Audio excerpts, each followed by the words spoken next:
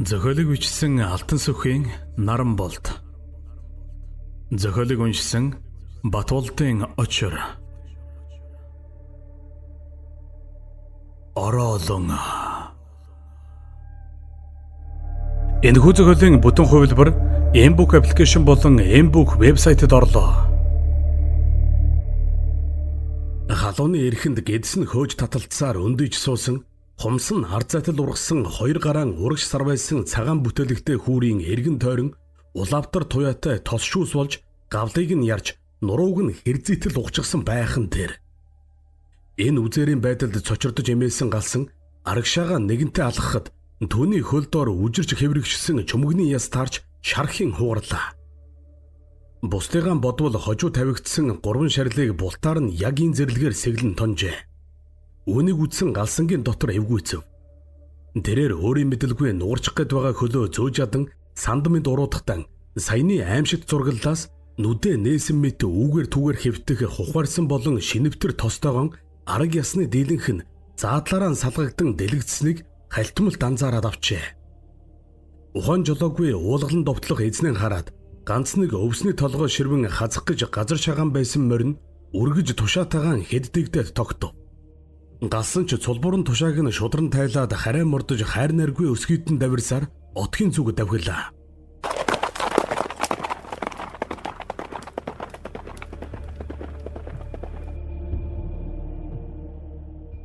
Түүнийг отогтон ирэхтэн хадуурын морь унаж тэнээд ажил алдуулсан мань эрийг чаддаг бол зодхож бэлэн төдөв хилэнтэйгээр тосов. Гэвч тэрээр улаан галзуу давхиж ирсэн эрийн цус хурж эрүүл бусаар эргэлдэх нүдийг нь хараад улчиж хэлэх гэсэн бүхнээ буцаан залгаад мөрнөөс нь холдож өглөө. Морио гадаснаас хам хум уйж оргисон галсан шуутхан алгасаар тракторынхаа гишгүүр дээр суун том үндсэн тагшнаас хоол идэж байгаа тулга дээр очив. Гэвч тэр хоёр нарийн учраан хилэлцэх бүхэл ганц нэг үг солихоос хэтэрж амжаагүй байтал нэгэн хөвгүн орилсоор отгийн тэг рүү гүйн орж ирлээ. Тэвнэ цаан чин сүд боллоо. Нөгөө хэн хөхөө алга болчихж. Залуу хүү хагас тойрон суугаад хооллож алсан бригадынхаа залуусын өмнө говийн зогсмогцсон ин хилчгээд өвдгөө тулан тонгойсноо шууд годройтон унлаа.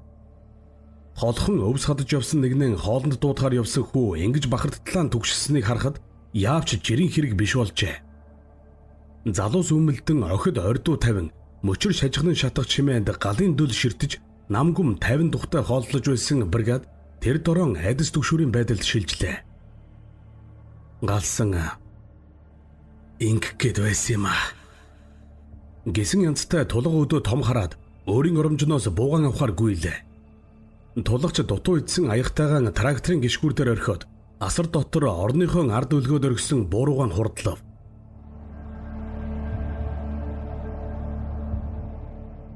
Бүрэнхий залгахтай зэрэгцсэн дөрөлж давж нөгөөх залуугийн өвс хадаж байсан мөрөн дээр ирлээ.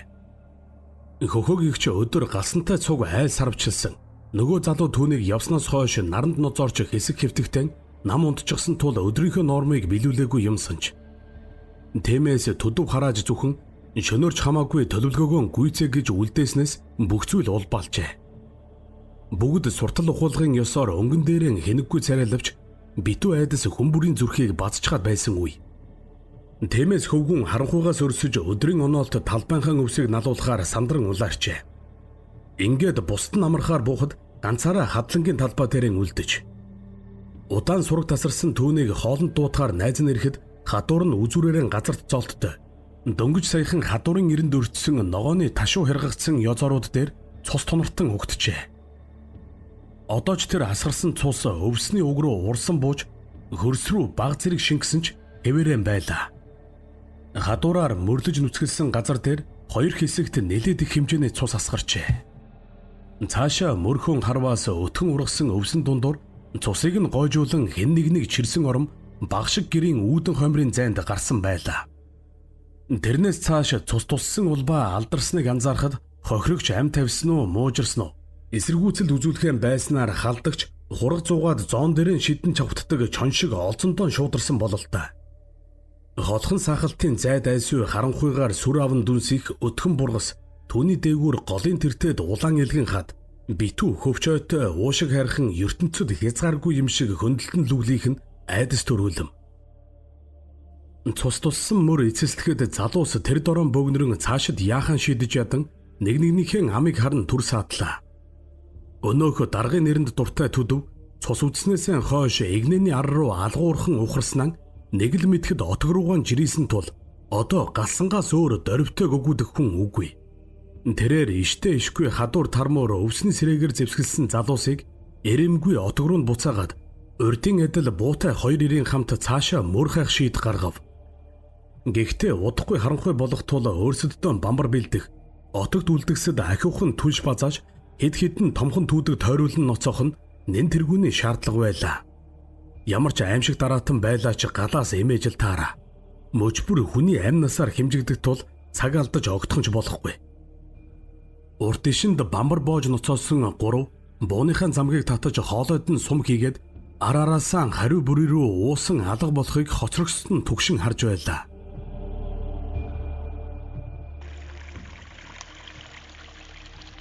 Галсан тулга нарын 3 эр шигүү бургас руу шурган үхэр чулуундаан харьгаатан шуугийнх түргэн урсгалт голын эрэхт ирэхэд харанхуй хорвоо гизэрхэж дуусав.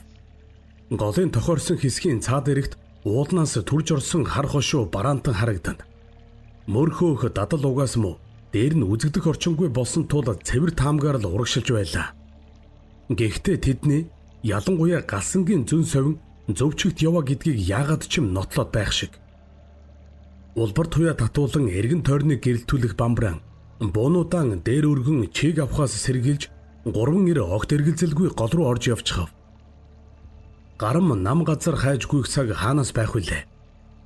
Усан дороос цухих чулууд харьгаатан боргилох түргэн урсгалаар багцаалдан арайч хөлгүй живчихгүй гэж бодсон нь талаар болсонгүй.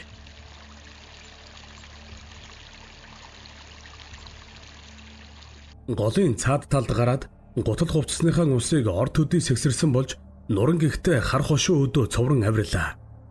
Гიშгэгдлийн аясаар сул хайрга шаржигн нурах хагаад тэртээ дор голын усанд цүлцүүлхийн буухан аниргүй содон. Хошууны шилд буй гол ус тал руугаан хазааж ирмэглсэн шовх үзүүртэй өндөр хаданд дөхөх үед гэнэт сүр сархийг чимээ гарч хүчтэй төрөлтөөс нурсан чулууд нэгнээ цоглон давлгаа итэ түрхэрсээр голын усанд тэсвэлт шиг палхийн буулаа. Цочсон 3 бараг л дороо суун тусч тус бүрдэн бууга бэлтгэн урдаан авахтан ганц бамбраан алтхан төхөв. Галын гэрэл доошлон хоромхон бүдгэрх хэгшинд ямар нэгэн амтны часуулаанууд үдшийн бүрийд харлан хүрээтгэх чулуун дээгүр хальтуулын харагдах шиг боллоо. 3 эр намсхийн суудлаан тогтоож сум тавихад бэлтгэх мөчөд гэнэт буундуу ойрхоноос нүргэлж хатны илгэнд туссан сум цойлон үлээд явчихав. Хэлмэгдэн сандарсан эрчүүд хэрхэг уучраан олж ядан хийл бие биерүүгэн ханаран ойртох мөчөд ямар нэг амтэн төмөр тавг сэрээгээр зурх шиг хяхран дуурч үргэлжлүүлээд бачимдан архирлаа. Энэ чимээ яах аргагүй дайраад орж ирэх шиг сонсогдоход эрчүүдийн цөс хагархаад өгөв. Гэтэл дахиад л хажуугаас нь шахуу буу тас хийж сум чигшөргөн эсгэрхэн тэрэ. Гялскитл элэглэн хэвтээд буугаан буундуу гарсан зүг рүү чиглүүлэх галсангийн жишээг тулга болон нөгөөх нь болох бойтогч гэлээ хурдхан дагав. Гэхдээ тэдний нэг нь бага калибрын буугаан шовгор хадны орой руу чиглүүлсэн байлаа. Хадны цаад руу ямар нэгэн амтэн гаслан гянах шиг бүгд чимээ гараад орчин тойронд дүлэрсэн мэт намгүм ноёлов. Тэртээ цаана хад шаргин нурах дуунаар ховстуулсан эдэл байдлаасаа арай ядан гарсан 3 эр нөөж бамбраан асааж 2 тод гэрэлтэйгээр хадыг болгоомжтой тойрч үзэхэр хөдөллөө. Алсад адуу янцхааж морины товор алха усны шуугантай холилтон сонсогдох шиг. Юу дуугарав, хэн буудав? Ийм асуулт дотроо тавьсан эрчүүд ямар нэг амтэн үсрэн дайрах, хэн нэгэн алсаас буутахаас сэрэмжлэн навтааж, үе галт хуйлаадас тасран унах бамбарын туяандан шүтэн хадны ар руу 2 талаас болгоомжтой өнгөв. Дунд хэсгэрэн уруу руу наалж, дээгүүрэн уул өдөөгөн сүрж мэтэлсэн том босоо хадны хотхорт хөхөөг сууга байдлаар эвхрүүлэн орхижээ. Урагшаа санчсан толгой шилний арна тэр гихийн тэмдэггүй цусанд бялцсан тодхон. Галсан алмайрын цочирдсон 2 тон бамбраараа гэрэлтүүлэхийг дохиод бууга дайсанд бэлтгэн барьсаар хөхөөгийн цогцсны дэргэд тулж очив. Саяхан ямар нэг араатны цустнаар босон дэндүү илхэн энэ орчинд одоогоор халдах аюул үгүй юмсанжээ. Үүнийг сайтар магдалсан галсан буугаан хад түшүүлэн тавиад Хэдийнэ хөрсөн хөхөгийн цогцыг түшин авч засаж хэвтүүлэх зураан шарахыг нь үзв. Түүний урт ширүүн халимагтай хуухыг нь хачин эвгүй ярж толгойнхын заадлыг ярзааж цайртал эл гаргасан байх бөгөөд яг тэр мөрөөрөө гавлыг нь цуу татсан аимшигтай. Энэ ангархаагаар тархийг нь ухан идэхтэн энд тэнд үсчүүлэн унагсан нь цэлцийн бүлгнэж тогтжээ. Нурууг нь дагуулan махыг нь шулав татаж онгойлгочихсон учраас шилэн тийм цусанд будагдаж үзэгдсэн аж. Авраг том улаан арвалт шиг хэрзэн харагдах нурууны ясыг хэд хэдэн газар хуглан нугсыг нь сугалж авсан нь үзэшгүй муухай. Харсан зүйлтэй мэдрэл нь хөвчрөн задарсан галсан хөхөөгийн гулжигнах биеийг хамхум газар дуулангуутан хагас эргээд эгмаггүй огж гарав. Өнөө хоёр нь ч урд хожид үзээгүй аимшигт бүхэнд цочирдоод дээрдэх юмгүй байлаа. Гэтэл гинэт хаанагтээс ботго буйлах шиг ингэнүүлэн ихэлсэн гаслан мануулын зулцаг ам тавин чарлаж байгаа мэт цочир чимээ чихний хэнгэрэг зурсан ёрын аваагаар үргэлжлэн цуурайлав. Сонсгоя бэрх энэ хачин дуунд дөжрөхөн дөгсөн гурван ир чихээ даран авах үед ойрхон зэрэгэлдээ хад шажигнан нурхан тэрэ.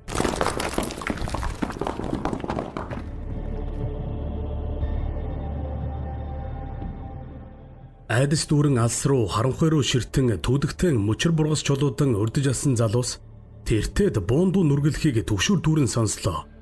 Чандамлан ноцоосон гурван том галын дунд бөөгнөрсөн залуус огтон дундаа оруулж өөрсдөө өвсний сэрээ хадуураар зэвсэглэн чадах ятгаараа орчноо сэрэмжлэн ажиглана. Дахиад л буундуу. Гагцхүү галсангийн винтовол тэр холоос эндийн сонсогдохоор чимээл чадах билээ. Нөгөө хоёрын баг буу шонхийн дуугарх нь томхон араатанд шумуулын шунгнаа төдөө. Тэнд чухам юу болоод хинтээ эсбүгөөс юутай таарад буудалцаад байгааг бүгд л дор бүрнээ таахыг хийжээ. Гэвч ахиад л намгүй ёрын чимээгүй. Галын тачигнан асах шатаж буй бургасны мөчөр нумран чехархаас өөр аниргүй. Гэтэл айдастай ч амгалан дүнсийг тэнгэр хөндийг хаг яран гастанд муухай дуун тодоос тод хадаад явчихав. Муурыг өрлөн алж буй юм шиг л хэрнэн төмөр утсаар чихний хингэрэг зуран урах адил хорон муухай гаслан улаан хоёрын завсардах чарлаа. Ойртуулан бүхэлсэн морд хуйхран эргэцэж зарим нь шижгэнтэл шээс алдана. Дараалан тас хийсэн хоёр удаагийн буудлага араас нь гарсан жирийн бус энэ аимшигт чимээ. Ямар нэг аимшигт амтантай тааралдаад буу тавиад дээлэлгүй хөөгдчихлөө гэж үү нөхтөн. Ихэнх нь ийм бодсон залуус хургасан хоншгол хуйлран бөгнөрч гартаа барьсан болох зэвсгэн улам бүр чангатхан дэнсэлцгээв. Өнөөх гаслаан бүр тодорхой агшинтай зэрэгцэн трактор пижгнэн асаж өмнөө байгаа морины уяаны шонг хуугдаарад газрын уруу руу яйжгнан дэнхэлцээр одлоо. Доорох хөрсөн ган тураагаараа онглон орох байх газраа олж ядан эргэсэж байсан морд эвгүй үнэрт утаас авсуулсан техникээс үргэхтэн үлдсэн шонг нь хаман чирж харанхуйд зүг бүр рүү хулжин тачигнаж талив. Хүүш хүн дайрж алхна гэж ордуу тавьсаар тракторын араас ухс хийсэн хідэн залуу түүдгийн улаавтар туяанаас гарах игшинд жижиг бүхээгт нь хизээ чим алга болоод үгийлэгдээгүй төдөв буйг хальтхарж амжижээ. Зарим нь мордынхон араас гүйсэн боловч үргэж сахалсан дөрвөн хөл дадгууснууд хүний гарт орхосоо аль хизээнээ өнгөрчээ. Барьж сураагүй хүний өндөр хаазанд орсон салга улаан трактор салхинд хийссэн хамхуу шиг л эрчээрэн оволцсон голын эрэг рүү тулснаа эргэж амжилгүй хажуултан ойчиж нэг эргээд бөөрөлдөн тогтов. Хүмүүс хашгиралдан увж цувсаар гүйн хүрэхэд хаг үсэрсэн тракторын цонхоор чороо цусанд холилдсон төдөв салгалан чичирсээр мөлхөн гарч ирлээ. Алия алж зодёо зодож болохгүй ийм хүүгийн аминч амтныг яхаа мэдхэ байсан ирчүүд нь алмайтан зогсоход тэднийг дагаж ирсэн хоёр биерхүү охин цочирдсондоо зовлогон даахгүй чичгэнэх түүнд туслан сугдав.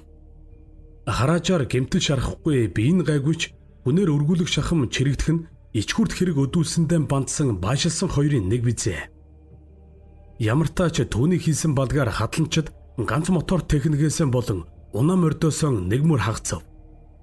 Мань төдөв ганцаараа зүхтаад хөндийгөөс гарчихъя гэж бодсон бололтой. Тэгвэл одоо ингээд бултаараа нохоо явган гахаа нүцгэн болчихно тэрэ. Хинч хаашааж дутаан гарахаасаа нэгэнт өнгөрчээ. Тэднийг инхүү хөглөж байхад өнөөх гаслаан хизээ чимбэ намгүн болсон байлаа. Түүдгийн дэргэд бөгнөрсөн залуус хичнээн чих тавиач чиг ямар нэгэн авиа олж сонссонгүй. Мөөг зөгнсөн аниргүй л орчныг хучин эзэмдэн. Бужигнаж байх хооронд дөлн бууран унтарч эхэлсэн түүдгүүдэн ямартай ч тордон ноцоож байх зуур голын зүгт бургасны мөчөр хугаран ямар нэгэн амтэн дөтлөн айсвын сонсогдов. Айдаст хүлэгдэн хамаг мэдрэлэн хөвчлсөн хүмүүс игшин зуур самгардан гар гартан юу таралцснаа шүүрэн амьсгал түүжин чимээ гарсан зүг рүү мэгдэн харлаа. Улбар туяан бургас захлан тусах түүдгийн гэрэлд эхлээд буугаан урдаан хөндлөн барьсан тулга араас нь дахиад нөгөө ир тэгээд галсан цээжэрэн арагшаа хагас иргэн буугаан бэлэн барьсаар цувран орж ирэв. Тэдний гар хувцас цусанд будагдсан байлаа. Хөхөөгийн амь үргэцсэн тухай мэдээ бүгдийг өмрүүлэн сандрав. Хэдийгээр түүний цогцсны аимшигт байдлыг бүрэн уламжлаагүй боловч ихэнх нь таагүй зүйл болсныг гадралжээ. Ингээд үүр дөнгөж цаймагц явгарч хоцорсон хадлангийн бригадынхан бөөндөө хөдлөн мөлхөөдж хамаагүй энэ газрыг орхихоор шийдэцгээв. Яралтай энэ хараалт хөндөгөөс гарч цагдан сэргийлэхэд хүний амь хохирсныг эргийн газрын улмөр бүрэн сарнихаас өмнө мэддэх хэрэгтэй. Гэхдээ юуны түрүүн өөрсдөө тэр үл мэддэх аюулын дараагийн хохирогч болохгүй байх учиртай. Эцэст нь харин нэгнийх нь найз нөхрийнх нь амь насыг хөнөөсөн араатан адгуус юу ч байлаа гэсэн дарж устгах тухай ярих нь зүй. Ийм бодлон нэгтгэн эренбэлсэн залуучууд зэрэг хөдлөн явган алхаж урт зам туулах бэлтгэлэн базааж байх зур өдий хүртэл майхандан битүүлэн хэвцсэн төдөв толгоогоо цугуйлгаснаар өөр нэг асуудал босов. Түүнийхээр улсын үнцэнтэй өчтөчнөө хөрөнгийг ингэж хөсөрт хаяад явах нь бараг л гэмт хэрэг юм байхаа. Нийгмийн өмчийн эс ширхэг бүрийн төлөө социалист хүн ямар ч аимшигыг сөрж амиаж хамаагүй өгөх ёстой л гэн. Ийм ухарч цухтаах нь байгалийн дайсны өмнө бууж өгч байгаа хүн төрлөختний шившгэл гэн. Сүүлд нь нэг нөхөр коммунист үүргэн нэр төртөөгөр биелүүлж байгаад хөдөлмөрийн талбарт амбиент золиослоод байхад өөндөө хаж цухтаах нь буруу гэж сурталдав. Гэсэн хэрнээ хамаг юман баглаж үрснийг нь харахад мань хүн яавч энэ талбар дээр эрэлхийг зориг гаргаж үлдэхгүй тодорхой аж. Түүний энэ дэми балаа ярианаас илүүтэй энд үлдэж байгаа бөөрөлдсөн ч гэсэн шин характер хадлангийн шуурхай бригадад гаргаж өгсөн морин хадуур тармуураас өксүүлээд шинэвтер зөндөө эд материалыг ин орхиод явж болох хэсэг нь цөөнгүй хүнд эргэлзээ төрүүлж эхэллээ. Эргээд ирэхэд эвдэрч сарниж тарахад бүгдийг нь эрүүгийн ялтан болгочихвол яана. Саявтархан агентын худалдагч тэтгэврт гаргахтаа тооллого оруулсан чинь нэлээд хэмжээний бараа дутаад баривчилж буудахтаа тулж байтал магадлан тооллогоор алдаа гарсан тогтогдож арай гэж ам мултарсан айхавтар явдлын цуут харсныг ч хэлэхүү.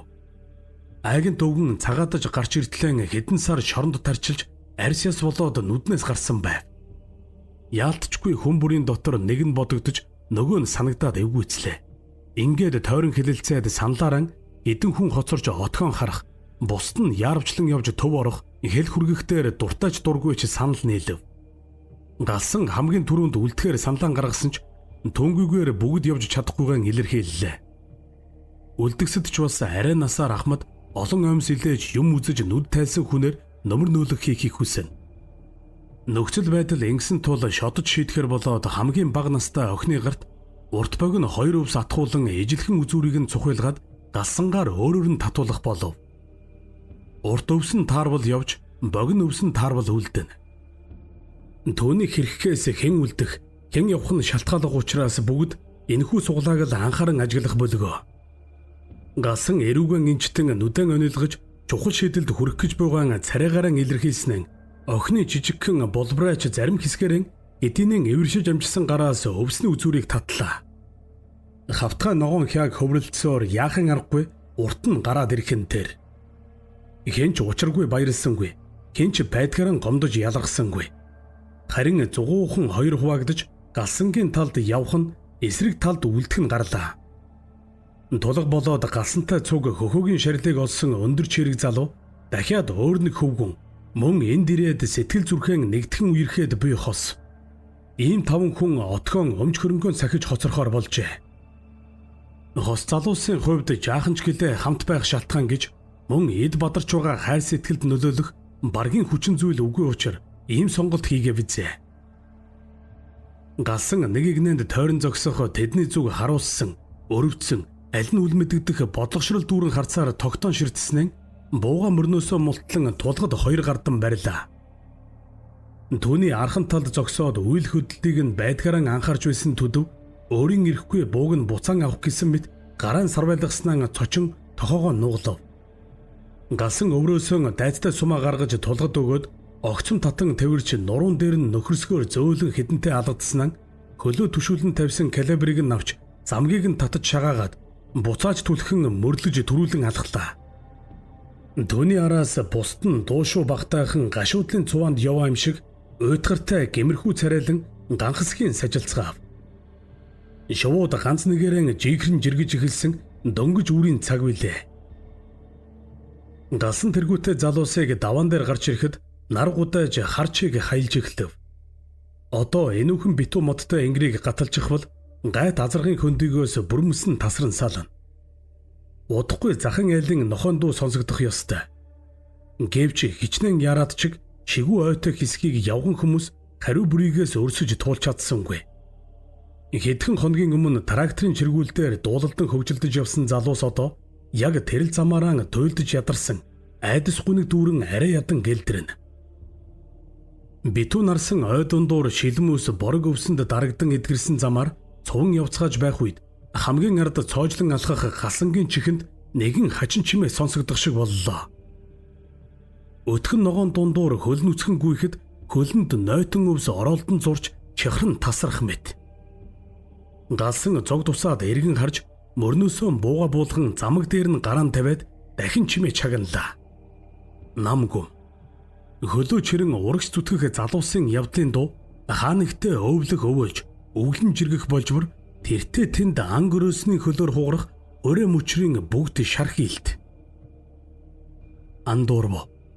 Галсан ин эргэлзээд буугаан буцааж мөрлөн алгуурч гэлээ тууштайхан алслах залуусынхаа араас гүйцэхэр хөдөллөө.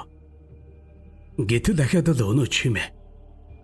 Түүний хөдөлгөөн бүрийг анан араас нь шил даран дагаатч байгаа юм шиг. Юу гэж вэ? Галсан зогсоод буугаан мөрнөөсөө айдуухан буулгаж гартан аваад чимээгүйхэн эрэглээ.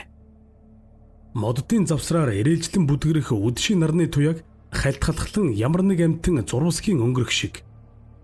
Тэрээр нүдэ шудран арчаад буугаан өргөн замгийг нь чимээ гаргахгүй хичээж зөөлнөр арагшин татан цэнэглэв.